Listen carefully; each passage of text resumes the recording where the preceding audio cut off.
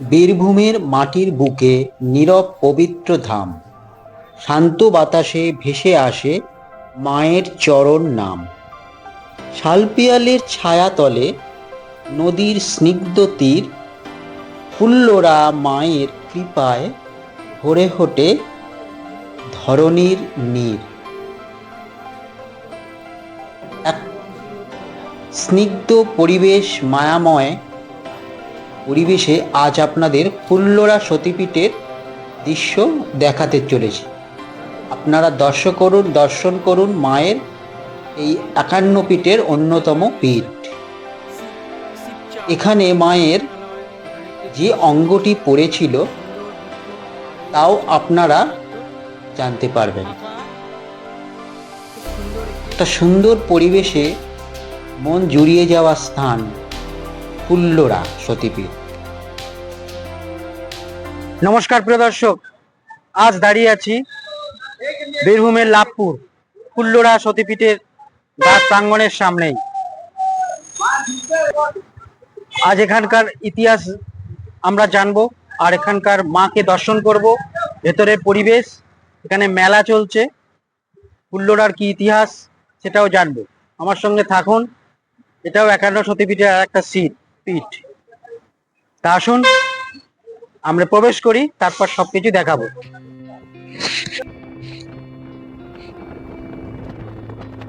পুরাণ কাহিনী বলে যায়, ভক্ত হৃদয় ভরে সতীর অঙ্গ পড়েছিল এই পবিত্র ঘরে। অধহষ্ট সেই অঙ্গ, তাই তো আজও জাগ্রত শক্তি মায়ের অপার দান। দূর দূরান্ত থেকে আসে ভক্তের অগন্তি প্রাণ। তারাপীঠের তারামা দর্শন করার পর একটি গাড়ি বুক করে আমরা চলে এলাম ফুল্লরা সতীপীঠ। এই সতীপীঠ হচ্ছে লাভপুর, বীরভূমে। এই হচ্ছে মূল তোরণ। ৫১ পীঠের অন্যতম পীঠ এই ফুল্লরা। এই স্থানে দেবীর অধহষ্ট পড়িয়াছে, লেখাই আছে। এই হচ্ছে মন্দিরের তোরণের অধহষ্ট সুন্দর নকশা করা আমাদের ঠোঁটের নিম্নাংশ। মন্দিরের তোরণ।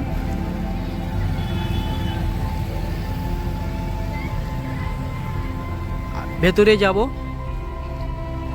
সুন্দর একটি পরিবেশ, মন্দিরের মায়াময় পরিবেশ, অসাধারণ পরিবেশ। চারিদিকের পরিবেশটা শুধু দেখুন। চারিদিকে বাউন্ডারি দিয়ে, একদম বাউন্ডারি করা, পাঁচিল দিয়ে ঘেরা। ওইদিকে হচ্ছে মন্দির চত্বর।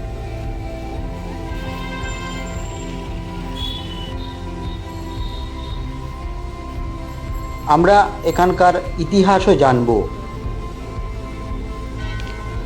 ঢুকেই দেখছেন একটা শিব মন্দির।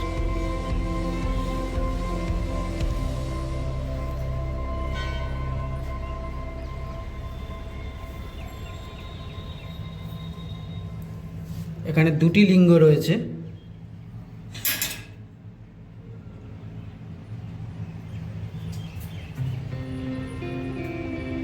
এবং মন্দিরের কারুকার্য একদম সেই প্রাচীন।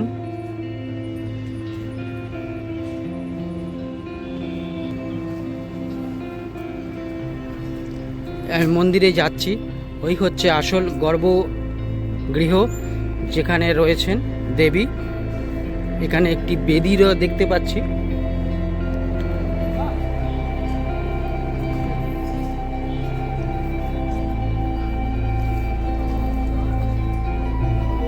এটা দেখছেন পঞ্চমন্ডি আসন।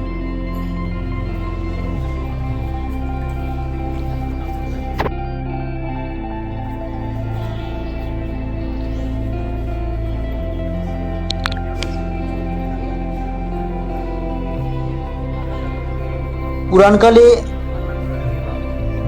যে সতীর বিভিন্ন অংশ, তার দেহের বিভিন্ন অংশ পৃথিবীর বিভিন্ন স্থানে পড়েছিল, সেখানেই সতীপীঠ গড়ে উঠেছে।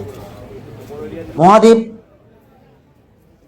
শিব, বা আমরা যাকে মহাদেব বলি, যিনি রুষ্ট হয়ে, শোকাহত হয়ে এই সতীর কে নিয়ে তাণ্ডব নৃত্য শুরু করেছিল।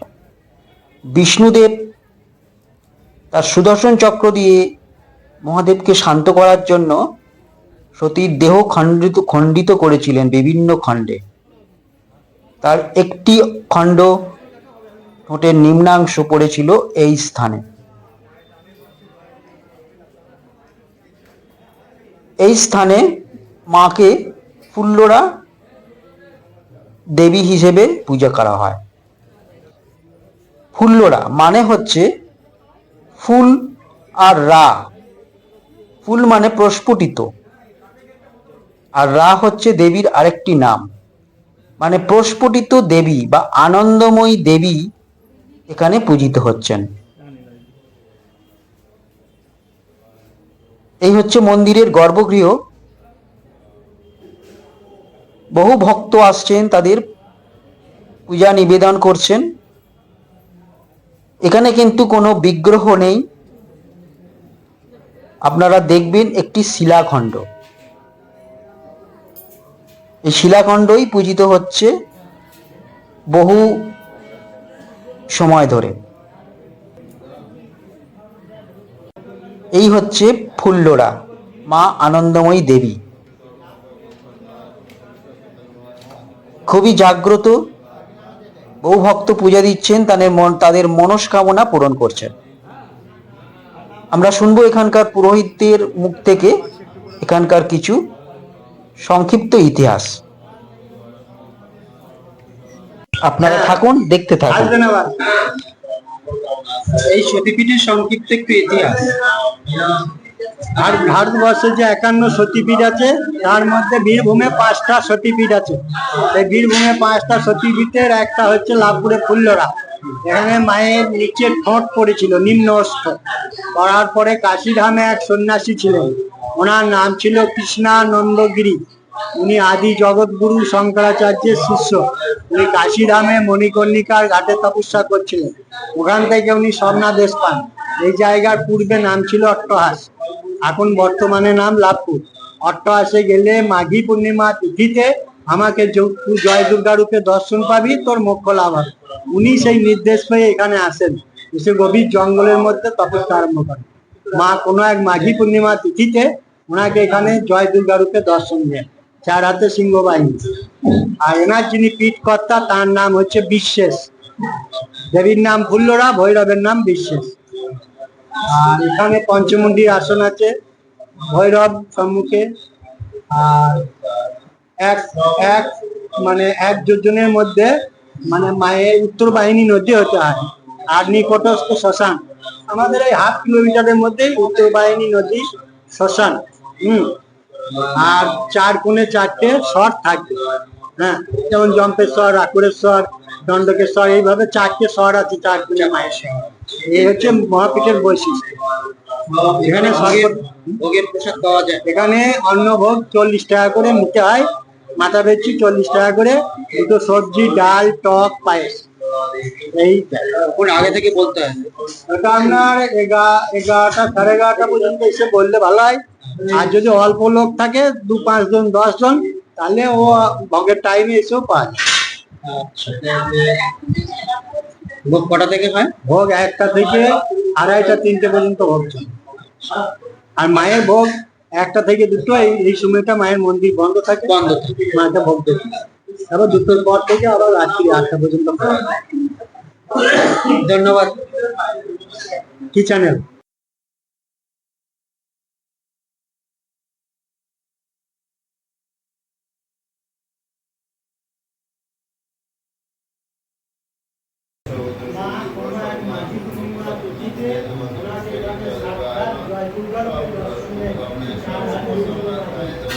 তারপরে মায়ের অস্ত্র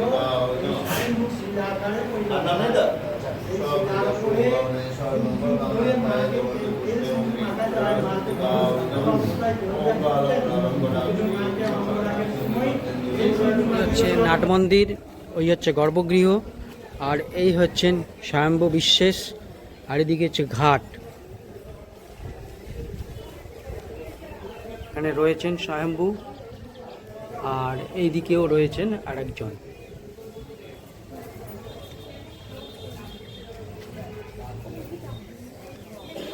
আর হচ্ছে নদী ঘাট, একটি জলাশয় রয়েছে।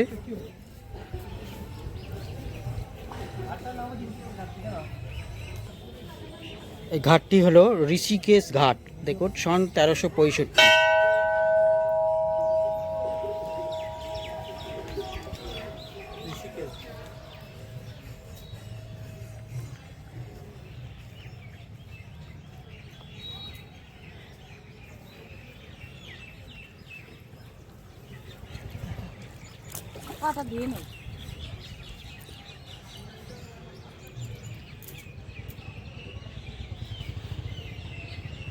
এখানে একটি প্রতীক্ষালয় রয়েছে, শিবচারু প্রতীক্ষালয়। এখানে একটি তুলসী মঞ্চ আর সুন্দর বৃক্ষ, আর এই হচ্ছে মন্দিরের চত্বর, ফাঁকা, খুব সুন্দর একটি পরিবেশ।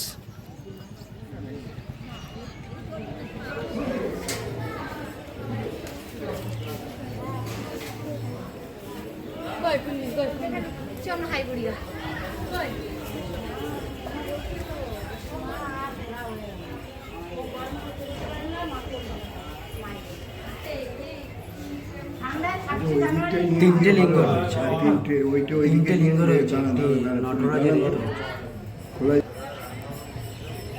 এই যে দেখছেন একটা সমাধি এখানে রয়েছে, অনেক সমাধি রয়েছে, এবং এখানে পঞ্চমুণ্ডী একটা বনভূমি বলা যায়, এবং সমাধিও রয়েছে এখানে।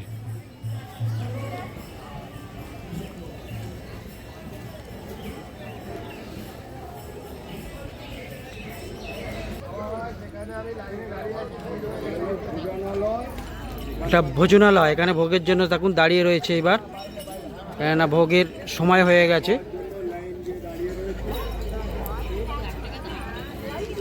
আর এখানে অনেক সাধু বাবারা বসে আছেন, তাদের সাধনা।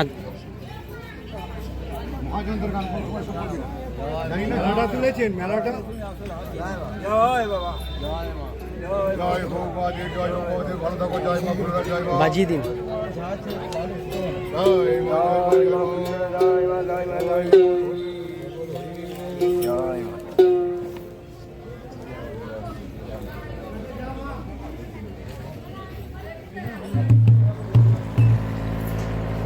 এই হচ্ছে রন্ধন কক্ষ। এখানে রন্ধন ক্রিয়া সম্পন্ন হয়, বিভিন্ন ধরনের রন্ধন প্রক্রিয়া এখানে হয়ে থাকে। দেখছেন মাটির উনুন, অনেক দিনকার পুরনো। আর ভোগের যে ভোজনালয় কক্ষ, একটা বাজলে এরকম খুলে যায় কক্ষ, এবং প্রত্যেকে সারিবদ্ধভাবে প্রসাদ পাওয়ার জন্য বসে পড়ে। আমরাও এখানে একটা জায়গা নিয়ে নিলাম, আমাদের জন্য প্রসাদ চলে আসবে। প্রত্যেকের পাতে দেখুন থালা এবং অন্ন পড়ে গেছে।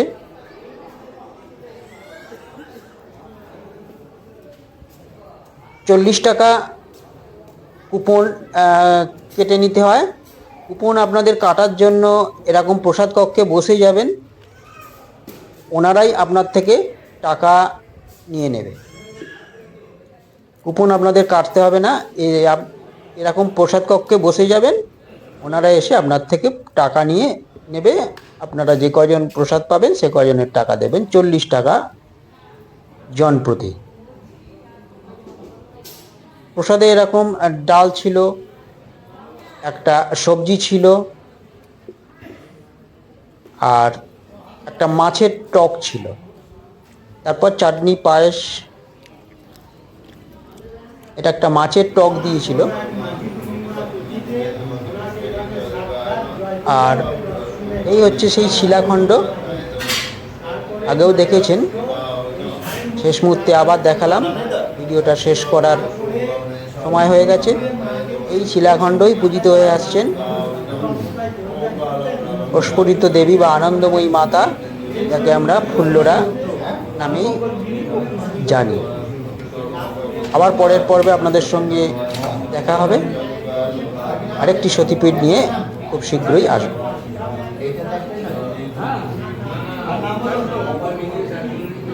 মায়ের বাক্সে একটু করে দেবেন।